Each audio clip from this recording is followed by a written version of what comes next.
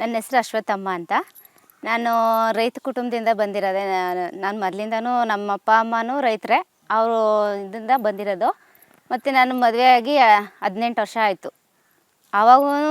ಆವಾಗಿನ ಬೆಳೆ ಬೆಳೆಯೋದಕ್ಕೂ ಇವಾಗಿನ ಬೆಳೆ ಬೆಳೆಯೋದಕ್ಕೂ ಜಾಸ್ತಿ ಡಿಫ್ರೆನ್ಸೇ ಐತೆ. ಆವಾಗ ಅಂದರೆ ಸುಮ್ಮನೆ ಇದು ರಾಗಿ, ತೊಗರಿ, ಜೋಳ ಆ ಥರ ಬೆಳೀತಾಯಿದ್ವಿ. ಇವಾಗೆಲ್ಲ ನಾವೆಲ್ಲ ನೀರಾವರಿ ಮಾಡಿಕೊಂಡು ಬೆಳೆಗಳು ಬೆಳೆಯೋದನ್ನು ಕಲ್ತ್ಕೊಂಡಿದ್ವಿ. ರಾಗಿ, ಜೋಳ ಮತ್ತು ತೊಗರಿ, ಅಲಸಂದೆ, ಕಡಲೆಕಾಯಿ ಅವೆಲ್ಲ ಬೆಳೀತಾಯಿದ್ರು ಅವಾಗ. ತಿರ್ಗಿ ನಾವು ಮದುವೆಯಾಗಿ ಇಲ್ಲಿ ಬಂದಮೇಲೆ ತಿರುಗಿ ನೀರಾವರಿ ಮಾಡಿಕೊಂಡು ಪಂಪ್ ಸೆಟ್ ಎಲ್ಲ ಹಾಕ್ಕೊಂಡು ಬೆಳೆಗಳು ಬೆಳೀತಾಯಿದ್ದೀವಿ. ಇವಾಗ ಬೀನ್ಸು, ಟೊಮೊಟೊ, ಪಪ್ಪಾಯಿ, ಕ್ಯಾಪ್ಸಿಕಮ್ ಹಾಕಿದ್ದೀವಿ. ಇವಾಗ ಶೆಡ್ ಮಾಡ್ಕೊಂಡಿದ್ದೀವಿ. ಮತ್ತು ಕೋಸು ಎಲ್ಲ ಬೆಳಿತೀವಿ. ಮತ್ತು ನನಗೆ 18 ವರ್ಷ ಆಯಿತು ಮದುವೆಯಾಗಿ. ನನಗೆ 3 ಜನ ಮಕ್ಕಳಿದ್ದಾರೆ. ಗಂಡು ಮಕ್ಕಳಿಬ್ರು, ಒಂದು ಹೆಣ್ಮಗು. ನಮ್ಮ ಹುಡುಗರೆಲ್ಲ ಸ್ಕೂಲೆಲ್ಲ ಓದ್ತಾಯಿದ್ದಾರೆ. ಇನ್ನು ನಾವೇ ವ್ಯವಸಾಯ ಮಾಡೋದು.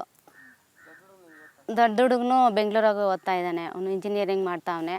ಎರಡನೇ ಅವನು 9ನೇ ಕ್ಲಾಸಿಗೆ ತೂಪ್ಗೆರೆಯಲ್ಲೂ ಅವನು ಸ್ಕೂಲ್ಗೆ ಹೋಗ್ತಾ ಇರೋದು. ಇನ್ನು ಮಗಳು ನಮ್ಮೂರಾಗೆ ಗೌರ್ಮೆಂಟ್ ಸ್ಕೂಲಾಗ ಓದ್ತಾವಳೆ. ಆಮೇಲೆ ಅಂದರೆ ಈಗ ನಾವು ಡ್ರಿಪ್ ಹನಿ ನೀರಾವರಿ ಹಾಕ್ಕೊಂಡಿದ್ದೀವಿ. ಕಟ್ಟೋದಕ್ಕಿಂತ ನೀರಾವರಿ ಹಾಕಿದ್ಮೇಲೆ ನಮ್ಗೆ ಒಳ್ಳೆ ಇಳುವರಿ ಬರ್ತದೆ ಮತ್ತು ಬೆಳೆನೂ ಚೆನ್ನಾಗಿ ಬೆಳಿತೀವಿ.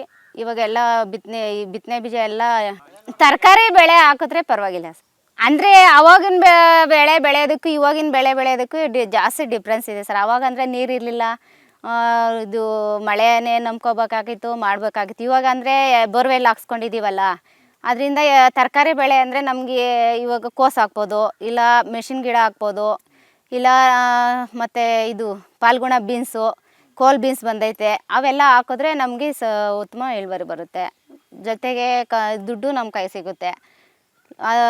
ಲೇಬರ್ಸ್ ಕಡಿಮೆ. ಅದಕ್ಕೆ ಸ್ವಂತ ನಾವು ಮಾಡಬೇಕಲ್ಲ ಸರ್ ಬೇಸಾಯ. ನಮ್ಗೆ ಸ್ವಂತ ಮಾಡಿದ್ರೆ ಇವಾಗ ಎಲ್ಲರೂ ಆಳುಗಳೇ ಅದು ನಂಬ್ಕೊಂಡು ಮಾಡಿದ್ರೆ ಎಲ್ಲ ಅವ್ರಿಗೂ ಇದು ಔಷಧಿ, ಲಾಗೋಡು, ಪೈರು, ಬಿತ್ತನೆ ಬೀಜಕ್ಕೆ ಅವೆಲ್ಲ ಅದಕ್ಕೆಲ್ಲ ಕಂಪೇರ್ ಮಾಡಿದ್ರೆ ನಮಗೇನು ಸಿಗೋಲ್ಲ. ಅದರಿಂದ ನಾವು ಸ್ವಂತ ಎಷ್ಟು ಕ್ಲೀನಾಗಿ ಮಾಡ್ಕೊತೀವೋ ಅಷ್ಟು ಒಳ್ಳೇದು ನಮಗೆ. ಸ್ವಂತ ಇವಾಗ ಲೇಬರ್ಸ್ ಉಳಿಯುತ್ತೆ. ಮತ್ತು ನಾವು ಇವಾಗ ಗಿಡ ದಿನ ಬಿಟ್ಟು ದಿನ ಬರ್ತಾಯಿರ್ತೀವಿ.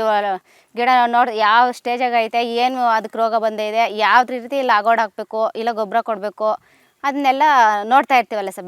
ಬೆಳಗ್ಗೆ ಸಾಯಂಕಾಲ ಬರ್ತೀವಲ್ಲ, ಆ ಥರ ನೋಡ್ಕೊಬೇಕು. ಈ ಪಪ್ಪಾಯಿ ಗಿಡ ಅಂದರೆ ಅದು 6 ತಿಂಗಳಿಗೆಲ್ಲ ಫಸಲು ಬರುತ್ತೆ ಸರ್. ಅದು ನಾವು ಜೂನಲ್ಲಿ ಹಾಕಿದ್ವಿ ಸರ್ ಹೋದ ವರ್ಷ.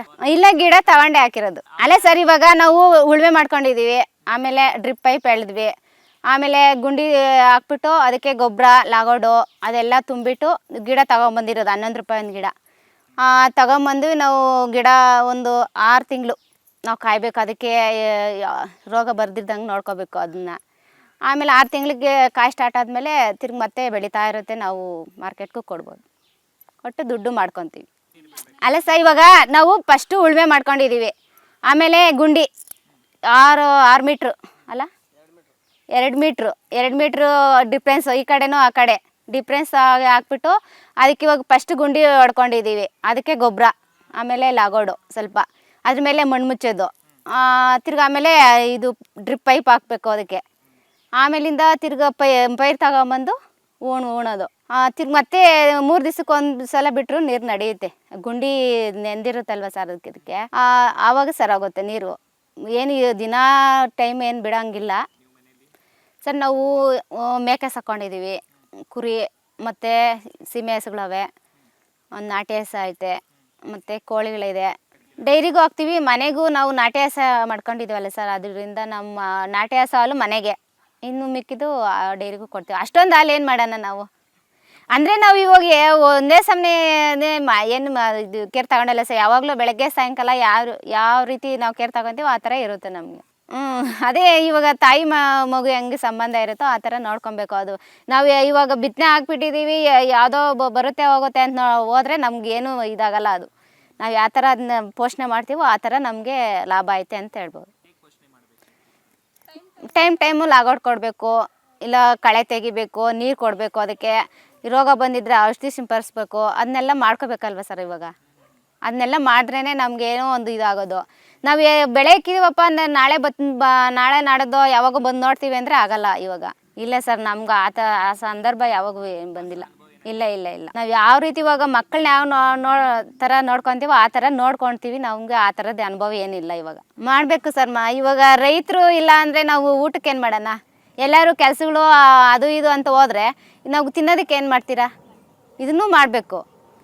ಅದನ್ನೇ ನಂಬ್ಕೊಂಡು ಜೀವನ ಮಾಡೋಕ್ಕಾಗಲ್ಲ. ಇವಾಗ ಹೊಟ್ಟೆ ನಮ್ಗೆ ತಣ್ಣಗಿದ್ರೆ ತಾನೇ ನಾವು ಕೆಲಸ ಮಾಡೋಕ್ಕಾಗೋದು. ಅದರಿಂದ ಇದೂ ಮಾಡಬೇಕು.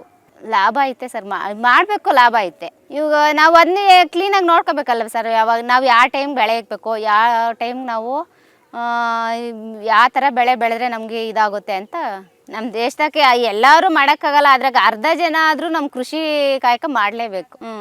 ಕೃಷಿ ಅವಲಂಬಿಸಿದ್ರೆ ಮಾತ್ರ ನಾವು ಮುಂದೆ ಇದು ಮಾಡೋಕ್ಕಾಗೋದು ಅಂತ ಹೇಳ್ತೀವಿ. ನಾವು ಮುಂದಿನ ವರ್ಷಕ್ಕೆ ಅದೇ ಇವಾಗ ಬಾಳೆ ಗಿಡ ಸ್ವಲ್ಪ ಹಾಕೋಣ ಅಂತಿದ್ದೀವಿ. ಅದೇ ಎಲ್ಲ ಥರ ತರಕಾರಿ ಬೆಳೆ ಬೆಳೆದಿದ್ದೀವಲ್ಲ ಸರ್, ಅದರ ಅನುಭವ ಇದೆ. ಬಾಳೆ ಗಿಡದ ಅಷ್ಟೊಂದು ಐಡಿಯಾಸ್ ಇಲ್ಲ ನಮಗೆ. ಅದನ್ನ ಮಾಡಬೇಕು ಅಂತ ಇದು ಮಾಡಿದ್ವಿ.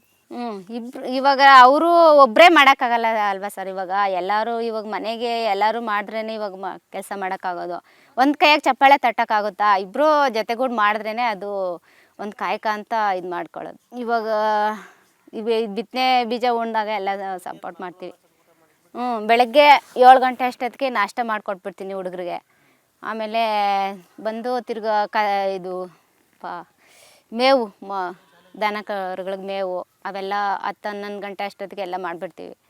ಮತ್ತು ತಿರ್ಗಾ ಇದು ನಾವು ಒಬ್ಬರೇ ಬಿತ್ತನೆ ಬೀಜ ಉಣೋಕ್ಕಾಗಲಿ ಅಥವಾ ಈ ಕಳೆ ತೆಗಿಬೇಕು ಅವೆಲ್ಲ ಮಾಡೋಕ್ಕೆ ನಾವು ಕುಂಟೆ ಎಳಿಬೇಕಲ್ವ ಸರ್. ಇದು ಅದೆಲ್ಲ ಮಾಡ್ತೀವಿ.